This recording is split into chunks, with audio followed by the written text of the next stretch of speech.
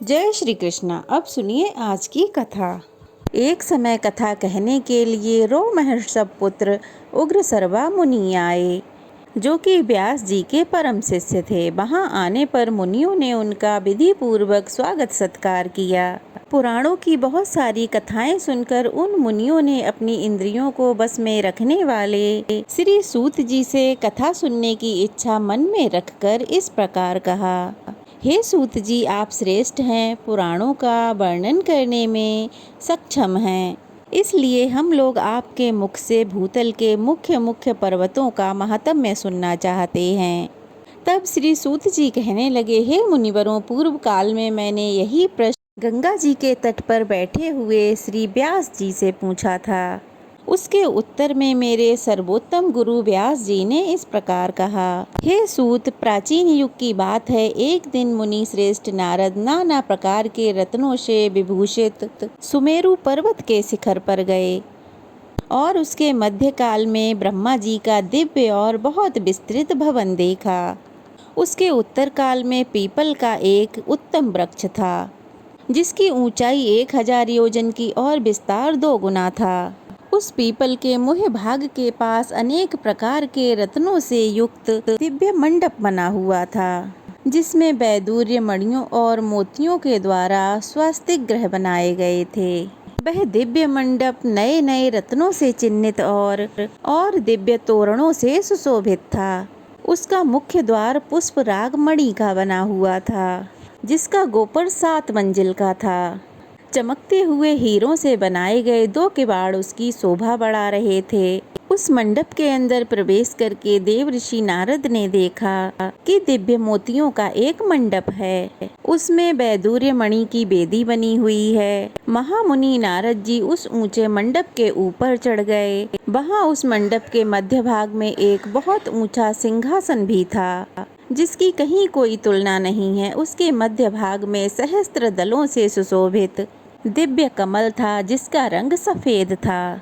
सहस्त्रों चंद्रमाओं के समान उस कमल की दिव्य आभा थी। उस कमल के मध्य में 10,000 पूर्ण चंद्रमाओं से अधिक कांति, दिव्य कांति के समान उस पर कैलाश पर्वत के शिखर के समान एक दिव्य पुरुष बैठे थे। उनकी 4 भुजाएं थीं, अंग अंग से उदारता टपक रही थी। वराह के समान मुख था। वे परम सुंदर भगवान पुरुषोत्तम। वे अपने 4 हाथों में शंख, चक्र, बर और पद्म धारण किए हुए थे। उनके कटी भाग में पीतांबर शोभा पाता था। दोनों नेत्र कमल दल के समान थे। सुंदर मुख पूर्ण चंद्र की शोभा को भी तिरस्कृत कर रहा था और मुख से धूप की सी ध्वनि निकलती थी। सामवेद उनकी ध्वनि, यज्ञ उनका स्वरूप, स्वर्प उनका मुख था और श्रुभा उनकी नासिका थी।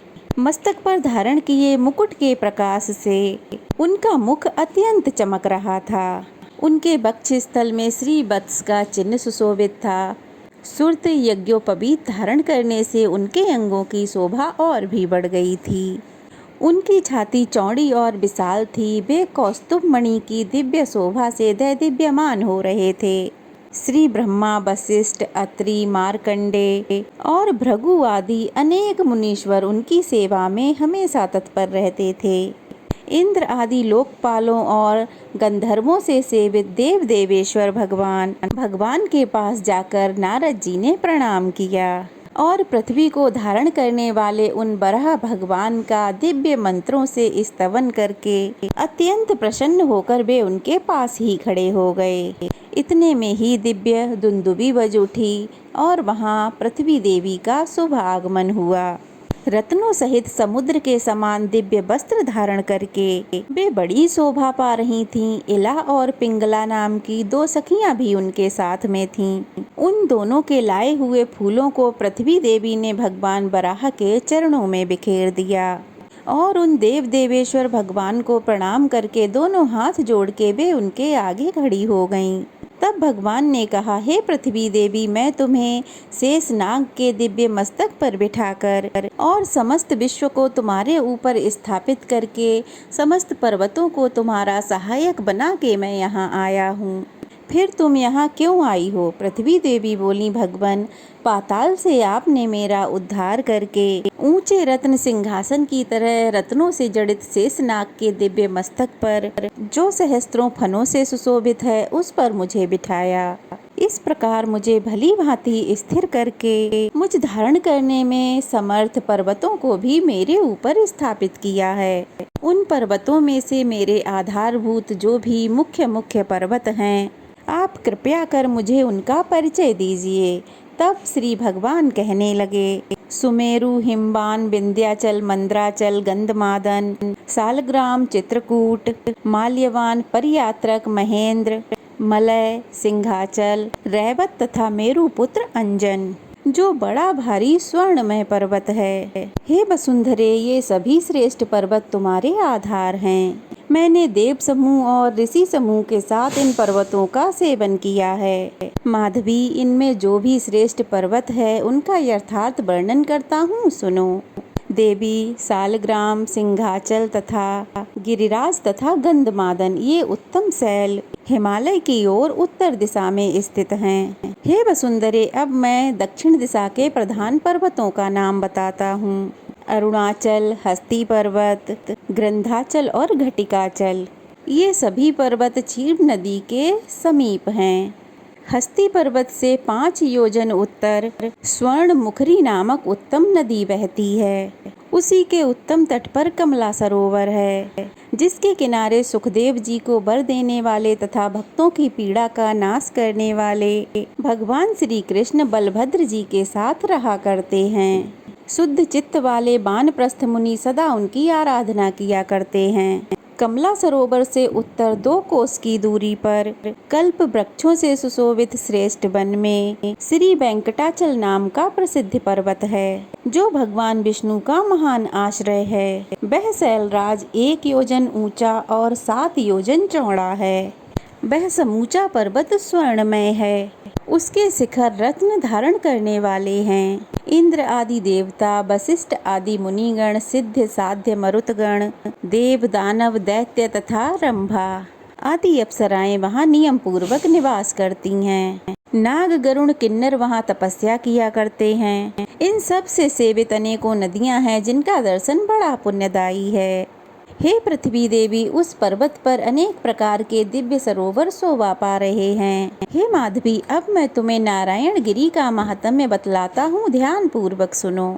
देवता, ऋषि तथा संगातिक योगी सतयुग में अंजन गिरी को, त्रेता में नारायण गिरी को, द्वापर में सिंहाचल को और कलयुग में वेंकटाचल को श्री परमात्मा का निवास स्थान कहते हैं। विद्वानों का भी यही कहना है। जो सहस्त्रों योजन दूर से या फिर दीपांतरों से वेंकटाचल को प्रणाम करता है, उसे प्रणाम करके उसी दिशा में भक्ति भाव से मस्तक झुकाता है, वह सभी पापों से मुक्त होकर अंत में विष्णु लोक को जाता है। उस पर्वत पर जो 6 तीर्थ हैं, उनका महात्म्य आगे बताऊंगा।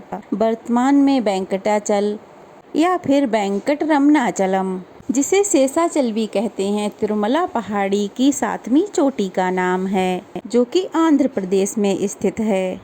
बराह भगवान कहते हैं, माघ मास में जब भगवान सूर्य कुंभ राशि में स्थित हों, तब मघा नक्षत्र युक्त महातिथि पूर्णिमा को महापर्वत वेंकटाचल पर जो कुमार धारिका नाम वाली पुष्करणी है, वह समस्त लोगों को पवित्र करने वाली हो जाती है, जिसके तट पर कृतिका और अग्नि से उत्पन्न पार्वती नंदन स्कंद देव सेना के साथ भगवान विष्णु का पूजन करते हुए निवास करते हैं। उस तीर्थ में जो भी मध्याह्न काल में स्नान करता है, उसके पुण्य को भी सुनो। हे वसुधे, जो गंगा आदि अन्य पवित्र तीर्थों में जो 12 वर्षों तक नियम पूर्वक स्नान करता है, उसे जिस फल की प्राप्ति होती है, वही फल कुमार धारा तीर्थ में स्नान करने वाले को भी मिल जाता है। जो उस तीर्थ में यथाशक्ति दक्षिणा के साथ अन्नदान करता है, उसे भी उतना ही फल मिलता है जितना स्नान के लिए बताया है। वसुधे, जब मीन राशि के सूर्य हों, तब उत्तरा फाल्गुनी नक्षत्र से युक्त पूर्णिमा तिथि को पर्वत की गुफा के भीतर जो तुंग तीर्थ में स्नान करता है वह मनुष्य दोबारा गर्भ में नहीं आता। जब सूर्यदेव मेष राशि में स्थित हों तब चित्रा नक्षत्र से युक्त पूर्णिमा तिथि को पुण्यमय प्रभात के समय आकाश गंगा के जल में स्नान करने वाला पुरुष मोक्ष प्राप्त कर लेता है। सूर्यदेव जब वृष राशि में स्थित हों तब वैशाख मास में शुक्ल या कृष्ण पक्ष की द्वादशी तिथि को रविवार या मंगलवार का योग होने पर अथवा शुक्ल या कृष्ण पक्ष में रविवार के दिन पुष्य या हस्त नक्षत्र के योग होने पर जो मनुष्य संगम काल में पांडव तीर्थ के अंदर स्नान करता है वह इस लोक में कभी भी दुख नहीं पाता और परलोक में सुख भोगता है। हे महाभागे, शुक्ल या कृष्ण पक्ष में रविवार के साथ जो सप्तमी तिथि आए उसमें अगर पुष्य नक्षत्र या हस्त नक्षत्र का योग हो तब गिरिराज वेंकटाचल के शिखर पर स्थित पापनाशक तीर्थ में जो स्नान करता है वह श्रेष्ठ मनुष्य कोटि जन्म के पापों से मुक्ति पा लेता है। हे भूदेवी, अब तुम एक रहस्य की बात सुनो। अनंत नामक महापर्वत पर मेरे दिव्य मंदिर के वायव्य कोण में गुफा में देव तीर्थ नाम से प्रसिद्ध एक परम सुंदर सरोवर है। उसमें पुष्य नक्षत्र युक्त बृहस्पतिवार को या फिर द्वितीय पाद योग में अथवा श्रवा नक्षत्र के सोमवार को जो स्नान करता है उसके पुण्य फल का वर्णन सुनो। इस लोक में जो जानबूझकर किए या अनजाने भी किए गए जो भी पाप हैं वे सब अत्यंत पावन देव तीर्थ में गोता लगाते ही नष्ट हो जाते हैं। पुण्य की वृद्धि होती है और अंत में वह चंद्रलोक में सम्मानित होता है। यह सब सुनकर पृथ्वी देवी ने भगवान बराह की इस प्रकार स्तुति की कि हे देव देवेश्वर बराह मुख अच्युत, आपको नमस्कार है। हे महाबाहु, आपकी श्वेत कांति क्षीर सागर के समान है। हे वज्रशृंग, आपको नमस्कार है। हे देव, आपकी सहस्त्रों भुजाएं हैं। आपने कल्प के अंत में एक कार्णव के जल से मेरा उद्धार किया है, तभी मैं संपूर्ण जगत को धारण करती हूँ। हे प्रभु, आप अनेक दिव्य आभूषणों से विभूषित और यज्ञ सूत्र से सुशोभित हैं। लाल लाल वस्त्र धारण करते हैं और दिव्य रत्नों से अलंकृत होते हैं। आपके चरणार बिंद प्रातः काल उदय होने वाले सूर्य नारायण के समान अरुण कांति वाले हैं। आपको बारंबार नमस्कार है। आपके दाढ़ों का अग्रभाग अर्ध चंद्रमा के समान शोभा पाता है। आपका स्वरूप महान है। आपके दिव्य अंगों में श्री चंदन का लेप लगा हुआ है और कानों में तपाए हुए सोने के कुंडल झिलमिला रहे हैं। आप इंद्र नीलमणि से प्रकाशमान स्वर्णमय अंगद अर्थात बाजूबंद से विभूषित हैं। हे महाभाग, आपने अपने दाढ़ों के अग्रभाग से राक्षस हिरणाक्ष का वक्ष स्थल चीर डाला है। आपके नेत्र खिले हुए पुष्प कमल के समान परम सुंदर हैं। आप अपने दिव्य मुख से सामवेद का गान करते समय मेरे मन को मोह लेते हैं। हे प्रभु, भगवान शिव और ब्रह्मा जी आपके चरणों की वंदना करते हैं। आपका श्री विग्रह सर्व विद्यामय है। आप शब्दों की पहुँच से परे हैं। आपको बारंबार नमस्कार है। हे आनंद विग्रह, अनंत काल काल आपको बारंबार नमस्कार है। इस प्रकार स्तुति करके पृथ्वी देवी ने भगवान के चरणों में बारंबार प्रणाम किया। यह देखकर भगवान बराह देव के नेत्र हर्ष से खिल उठे। उन्होंने पृथ्वी देवी को साथ लेकर गरुड़ पर आरूढ़ होकर वेंकटाचल को प्रस्थान किया। नारद आदि मुनियों से सेवित होकर पृथ्वीपति भगवान बराह स्वामी पुष्करणी के लोक पूजित पश्चिम तट पर निवास करते हैं। वहाँ अनेक मुनीश्वर महाभाग वैखानस और ब्रह्मा जी के तुल्य मुनीश्वर वहाँ बराह मुख भगवान की प्रार्थना करने में संलग्न रहते हैं। हे सूद, हम दोनों के इस धर्ममय संवाद को जो भी मनुष्य सुनता या देखता और ब्राह्मणों के आगे झुकता है वह प्रतिष्ठा को प्राप्त होता है। यह जितने लोग भी सुनते हैं उन्हें मनोवांछित फलों की प्राप्ति होती है।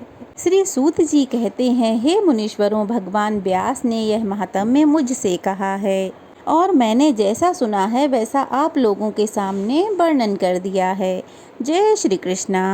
आज का अध्याय समाप्त हुआ। इससे आगे का वृतांत आप सब अगले अध्याय में ज़रूर सुनिएगा।